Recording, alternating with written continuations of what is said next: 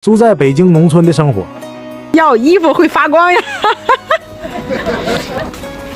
我买衣服的时候从来没觉得这是反光条呀。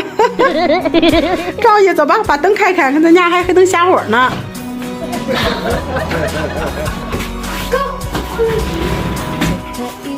晚上7点从我婆婆家回来了，我和我家孩子呢特别喜欢在我婆婆家待着。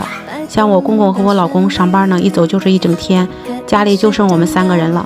在这儿，我除了上班的同事以外，也没有什么朋友，所以基本上都是和婆婆在一起。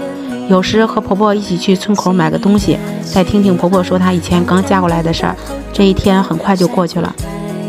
前几天刷视频看咳嗽的人可以睡前吃个盐蒸橙子，效果挺好的。这我也准备试几天。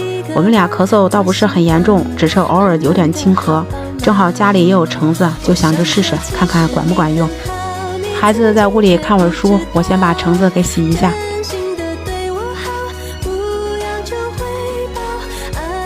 把橙子用盐好好的给它搓洗一下。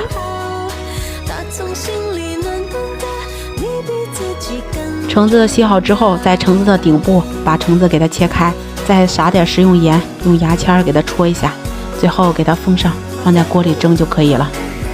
网上说蒸15到20分钟，我一般都是蒸15分钟。橙子蒸好了，和我家孩子一人一个，我们就开始吃了。这个口感吃着是什么样的呢？就跟我们吃的烤橘子有点像，味道肯定是不好吃，我觉得还没有烤橘子的味道能让人接受。